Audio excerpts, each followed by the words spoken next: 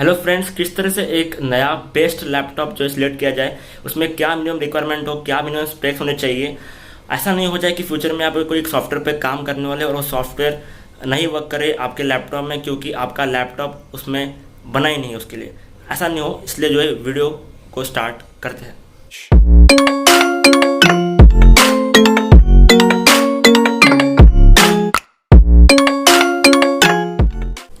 चलते हैं हमारे नोट्स के ऊपर, और ये जो नोट्स है मैं डाल दूंगा डिस्क्रिप्शन बॉक्स में, आप वहाँ से एक्सेस कर सकते हो। और मैं डीप में एक्सप्लेन करूँगा कि नोट 1 बाय 1 की क्या क्या आपको करना चाहिए, क्या आपको देखना चाहिए, क्या क्या सब कुछ जो है देखेंगे इस वीडियो में। तो आगे चलते हैं। फर्स्ट चीज़ आपको आपके लैपटॉप में देखनी है कि 7 चीज़ें आपको देखनी है, उसमें क्या क्या डला हुआ है 7 चीज़ के अंदर, वो आपको देखना है, वो इम्पोर्टेंट है। ठीक है, फिर आपको मैं बताऊंगा टिप्स जो आपको उसमें भी देखना है कि जो इंपॉर्टेंट टिप्स आपको देखने हैं उसके लैपटॉप के अंदर, वो भी आपको एक्सप्लेन करूँगा लास्ट के अंदर। ठीक है, और टाइम स्टैम्प नीचे दिए गए, ठीक है, वो देखते हो। और जो मैं जो सब कुछ लिख रहा हूँ उसका जो एक PDF फॉर्म में भी जाए डिस्क्रिप्शन बॉक्स में डाल दूंगा। ठीक है, आपको जो स्पेक्स है उसके अंदर क्या क्या देखना है, ठीक है, डीप में एक्सप्लेन करेंगे। ठीक है, तो first is our CPU, second is RAM, third is storage, fourth is GPU, fifth is display, sixth is ports and seventh is battery. ठीक है, और हमारा जो एक्स्ट्रा इंपॉर्टेंट जो है इसके अंदर देखना है आपको ब्रांड देखना है, आपको बिल्ड क्वालिटी देखनी है, आपको उसका अपग्रेड उसमें हो सकता है क्यों देखना है, उसका लुक देखना है। ठीक है, और बहुत सारी चीज़ें जो है मैं लास्ट में एक्सप्लेन करूँगा। और ये सब कुछ जो है कवर करता है हमें बजट पे। ठीक है, आपको बजट क्या है वो सब कुछ जो है इस पर कवर करता है। आपने चैनल को सब्सक्राइब कर लीजिए और घंटे क्लिक कीजिए ऐसे न्यू वीडियोस के लिए। और प्लस मेरा चैनल का नाम चेंज हो चुका है, that is our mystical supporter से पंकज किशोर बोराडे, क्योंकि ये जो है मेरा एक मेल ईमेल आईडी है, तो इसके लिए जो है मैंने इसका नाम चेंज कर दिया, क्योंकि हर जगह जो है मिस्टिकल सपोर्टर ज़्यादा है, तो इससे जो है लोगों को अलग लगता है कि क्या है ये। ठीक है, क्योंकि जो है जब मैंने अकाउंट तब क्रिएट किया तब जो है मैंने देखा नहीं था कि ये जो है मैंने नाम जो है एज अ मेन अकाउंट के अंदर जो मैंने as a main YouTube channel create किया था, इसका बेस इशू है। और मेरा 1000 सब्सक्राइबर एम है, तो उसको फुलफ़िल करने के लिए प्लीज़ सपोर्ट कीजिए, ज़्यादा शेयर कीजिए आपको वीडियो अच्छा लगा हो तो।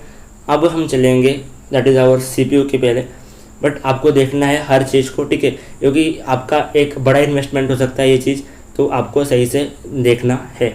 मैं CPU के अंदर CPU से पहले समझने से पहले CPU कैसे रीड करना है, CPU रीड कैसे मतलब CPU का कैसे हम कोड रीड करें या प्रोसेसर का नेम कैसे से रीड करें। ये इंटेल के लिए हम स्पेसिफिकली एक कोड ले रहे हैं अभी, बट इंटेल और AMD दोनों के लिए जो है यही सेम टू सेम होता है। ठीक है, अराउंड सेम टू सेम होता है। तो हम जो है एक एग्जांपल के लिए इंटेल का एग्जांपल ले रहे हैं यहाँ पे। इंटेल और AMD का दोनों सेम होता है, तो आप जो है इसको भी एज अ रीड कर सकते हो। अब देखिए यहाँ पे लिखा है i7-9850H। अभी इसका मतलब क्या, अभी i7 मतलब हमारा कोर i7 है इसका। ठीक है, अभी ये 9 जो है 9th जनरेशन है। ठीक है, जनरेशन सब कुछ मैं एक्सप्लेन करूँगा कि कोर क्या होता है, जनरेशन क्या है, और ये H क्या है। ठीक है, सब कुछ हम एक्सप्लेन करेंगे, डीप में जाएंगे। ठीक है, तो ये जो है कोर है और H जो है, अभी देखिए H के लिए हमें थोड़ा टर्मिनोलॉजी हमको याद रखनी पड़ेगी। दैट इज़ U से होता है हमारा मोस्ट कॉमन, U से होता है मोस्ट कॉमन, Y से होता है लो पावर कंज्यूम। U और Y जो है मोस्टली जो है एज अ प्रोफेशनल लैपटॉप में होते हैं। और हमारा जो भी इधर H लिखा है, H या K या HQ या HK, ये जो है हाई पावर कंज्यूम करते हैं। इसका हाई पावर कंज्यूम मतलब क्या हुआ कि ये कम बैटरी बैकअप देगा हमें। ठीक है, तो H और HK और HQ जो है सब जो है एज ए गेमिंग लैपटॉप में यूज़ करते हैं, क्योंकि यहाँ प्रोसेसर की बहुत क्या बोलते हैं अच्छी प्रोसेसर की ज़रूरत पड़ती है, इसलिए जो है हम यहाँ पे ये वाला प्रोसेसर यूज़ करते हैं। और ये जो है बैटरी बैकअप कम देते हैं, और U और Y वाले जो है बैटरी बैकअप अच्छा देते हैं, ये आपको देखना है। तो यहाँ पे H आपको समझ आएगा क्या है H हमारा जो है यहाँ पे एक गेमिंग लैपटॉप जैसा एक परफॉर्मेंस देगा, मतलब एक हाई एंड प्रोसेसर है और एक अच्छा प्रोसेसर है। 9th जनरेशन है तो भी अच्छा है, और i7 तो इससे भी अच्छा है। एज आपने कंसिडर कर लिया कि CPU वो अच्छा प्रोसेसर है, हमने सिर्फ इसको देख के ही हम कंसिडर कर लिया कि क्या i7 और 9th जनरेशन और H है। H मतलब हाई, मतलब ज़्यादा पावर कंज्यूम करेगा, बट आपका ऐसा क्वेश्चन नहीं हो तो आप हाई पावर कंज्यूम वाला भी ले सकते हो। आपको चार्ज का प्लग हर टाइम हो तो आप इसको यूज़ कर सकते हो। अब चलते CPU। CPU होता क्या, CPU जो होता है वो दिमाग होता है हमारे लैपटॉप का या हमारे मशीन का या हमारे PC का। ठीक है, तो CPU जो है ब्रेन है, और इसको आपको देखना जरूरी है कि क्या आपको सिलेक्ट करना है। तो यहाँ पे जो है हमें 2 ऑप्शन मिलते हैं, एक है इंटेल और दूसरा है AMD। देखिए दोनों बेस्ट हैं। ठीक है, बट इंटेल ऐसा माना गया है कि बहुत स्टेबल है कंपेयर टू AMD ऐसा माना गया है कि वो ज़्यादा हीट करता है। AMD सस्ता है बट लोग बहुत प्रेफर भी कर रहे हैं AMD को, बट हम जो है इंटेल को प्रेफर करेंगे क्योंकि एक स्टेबल है और बहुत अच्छे इसकी रिव्यूज़ है, और मैंने भी इसको यूज़ किया तो मुझे जो है इस पर गारंटी है और मैं इंटेल पे ही जाऊँगा। तो हम जो इंटेल को डीप में जाएंगे, बट AMD भी जानेंगे। AMD में दो बहुत पॉपुलर हैं, दैट इज़ Ryzen 4000 सीरीज़ और Ryzen 5000, जो बहुत ट्रेंड में है, तो आप उसको भी देख सकते हो AMD को। बट मैं रिकमेंड करूँगा कि आप इंटेल के पास जाए, आपका बजट कम हो तो आप जो है AMD पे आ सकते हो, बट बोलूँगा मैं थोड़ा बजट बढ़ा के आप इंटेल पे आइए क्योंकि इंटेल एक अच्छा प्लेटफॉर्म है प्रोसेसर के लिए, ठीक है। अभी इंटेल के अंदर बहुत सारे हैं, ठीक है, लोग बहुत सारे कन्फ्यूज होते हैं कि कौन सा लिया जाए, ठीक है। तो फर्स्ट इज़ पेंटियम और हमारा सेलेरॉन, ठीक है। Second is core i3, core i5, core i7 and core i9। तो ये हमारे कुछ इस प्रकार के हैं, और बहुत सारे आई थिंक और बहुत सारे ऐसे मतलब है जो इसके ओल्ड हैं, ठीक है। बट हमें i3, i5, i7, i9 में खेलना है, तो ये जो है ना वो एकदम क्या बोलते हैं लोग लेते हैं और यही लैपटॉप मिलते हैं। कई जगह पेंटियम के लैपटॉप में मिलते हैं, सेलेरॉन के लैपटॉप में मिलते हैं, आपको उसको प्रेफर नहीं करना है क्योंकि क्या करते लोग जब उसका प्राइस कम करते और पेंटियम सेलेरॉन डाल देते और बोल देते कि भाई ले लीजिए, ठीक है, और कम कॉस्ट में देते हैं। आप बोलते हैं कि यार नहीं वाह सस्ता है, आप देखते नहीं कि कोर i3 है, कोर i5 है, i7 है, हम जो है पेंटियम देखते नहीं और हम ले लेते हैं, ठीक है। तो आपको देखना है कि पेंटियम को कभी लेना नहीं है क्योंकि स्लो है और ओल्ड है। i3 और i5 को आपको लेना चाहिए, मिनिमम रिक्वायरमेंट आपकी i3 होनी चाहिए, ठीक है। थोड़ा और बजट होगा तो आप i5 ले लीजिए। i7, i9 जो है थोड़े महंगे होते हैं, ठीक है, तो आपकी मर्जी, आप ले सकते हो, आपका बजट हो तो ले लीजिए, अदरवाइज i3, i5 सफिशेंट है। i9 जो है अभी करंट चल रहा है, मतलब अभी न्यू जो है वो i9 चल रहा है, ठीक है। अभी देखिए इसके बाद आता है जनरेशन देखना इंपॉर्टेंट है। कोर के बाद आता है जनरेशन में मिस्टेक कर दिया, बहुत लोग क्या करते हैं कि बोल देंगे कि भाई i7 है, i5 है, उसका जनरेशन कम कर देंगे, मतलब जनरेशन जो है 6th 7th ऐसा वाला दे देंगे, तो आपको वो नहीं करना है। आपको देखना है कि जनरेशन देखना है। जनरेशन क्या होता है लिखा हुआ, जैसे आपको दिखाया था मैंने i7 9850H लिखा था, वो जो 9 था ना वो हमारा जनरेशन था, ठीक है। तो आपको देखना है कि वहाँ पे 9 है क्या 8 है क्या 7 है या 10 है या 11 है, ठीक है। अभी जो चल रहा है वो मोस्टली जो है बहुत लैपटॉप मिल रहा है जो i7 11 जनरेशन मिल रहा है, जो बहुत लोग ले रहे हैं और थोड़ा कम एक्सपेंसिव है कंपेयर टू दैट, ठीक है, और बहुत अवेलेबल है ऐसे स्टॉक में, तो लोग वो ले जा रहे हैं, ठीक है। तो वो अच्छा है, 11 जनरेशन अच्छा है।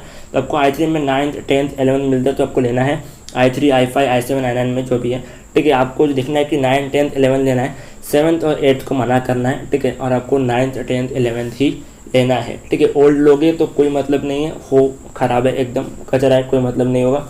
आपको 9 10 11 देखना है। क्लियर हो गया? अब चलते हैं हमारे इसके आगे, दैट इज़ आवर कोर मतलब क्या, मल्टी कोर, मतलब हम बोलते हैं कि भाई इसके अंदर क्वाड कोर है क्या, हेक्सा कोर है क्या, ऑक्टा कोर है, तो ये क्या है, ठीक है।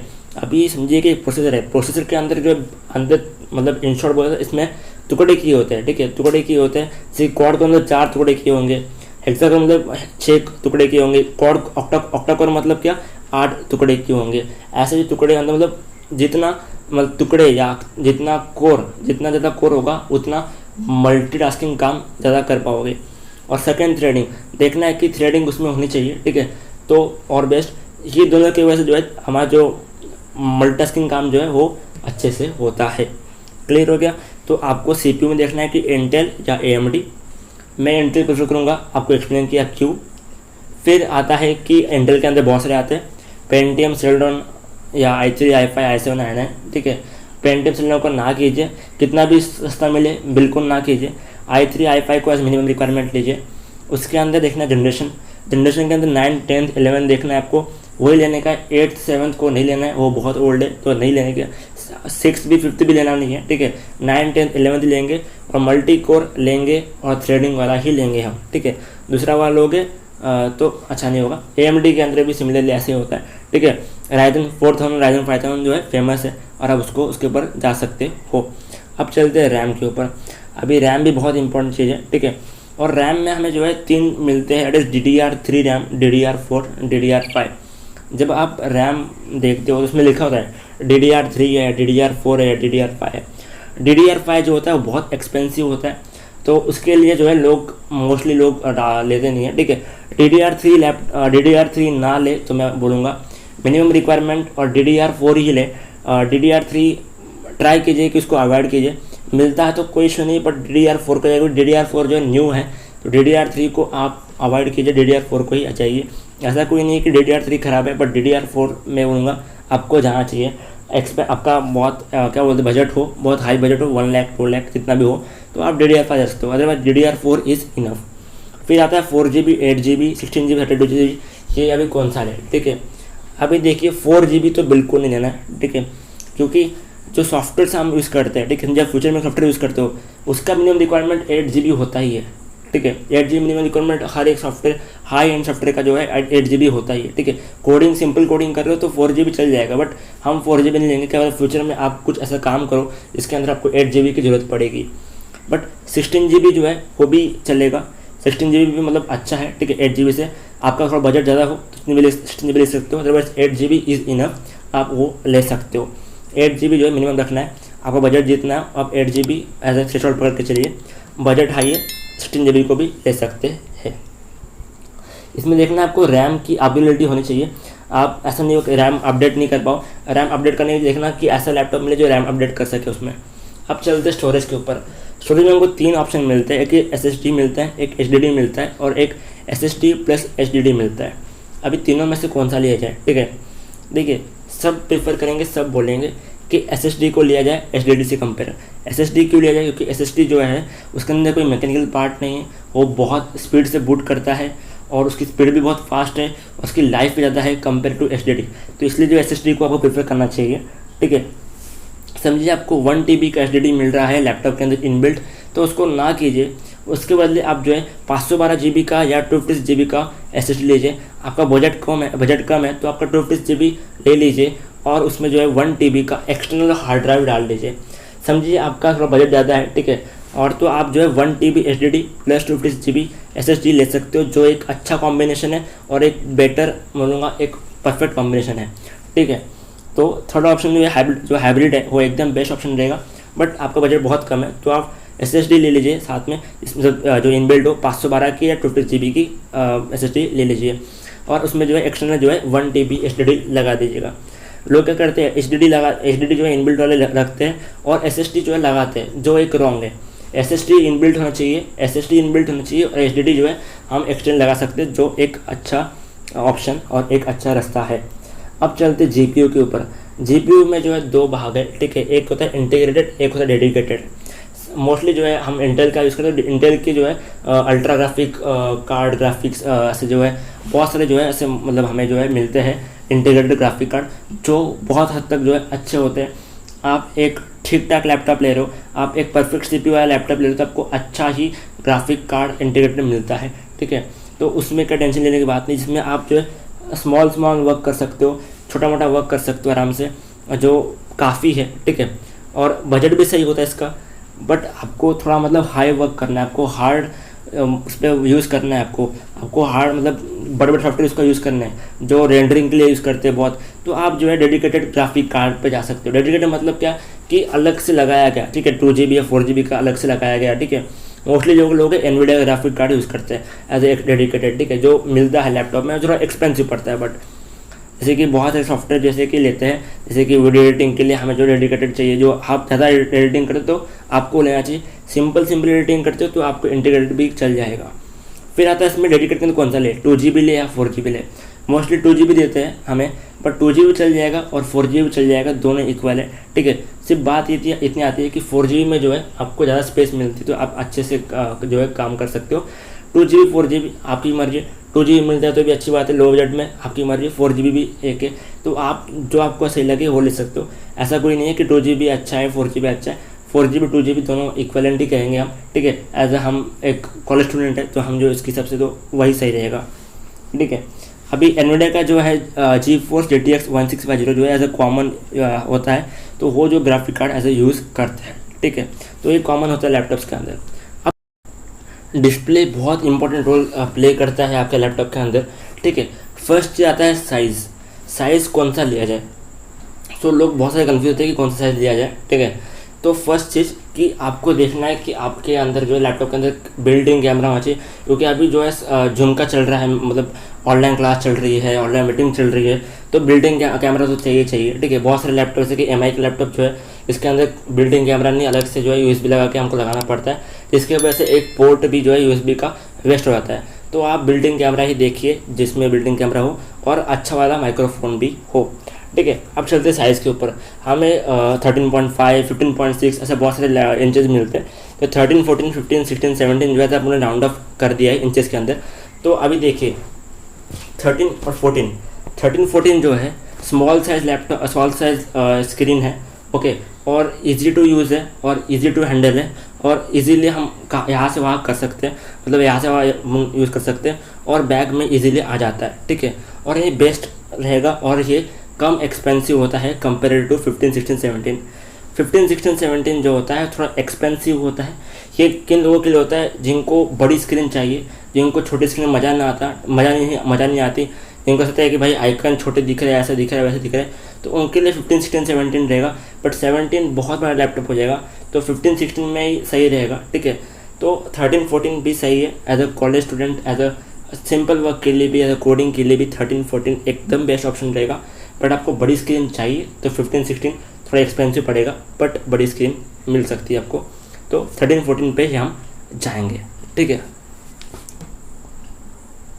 ठीक है। अभी देखिए 15, 16, 17 कौन यूज़ करता है, जैसे कि जो मतलब एडिटिंग करना, जिनको कुछ एनिमेशन करना है उनके लिए बड़ी स्क्रीन चाहिए, जो उनको स्मॉल जो UI होते हैं, जो बटन दिखते नहीं, उनके लिए होता है। तो अदरवाइज़ 13, 14 चल सकता है सिंपल वर्क के लिए। ठीक है, या सब कुछ काम के लिए। ठीक है, अभी टच स्क्रीन लैपटॉप लेना चाहिए कि नहीं, सबको लगता है। जैसे कि एक मेरा फ्रेंड था जो मेरे घर पे आया था, उसने बोला कि मैं HP का टच स्क्रीन लैपटॉप लूँगा।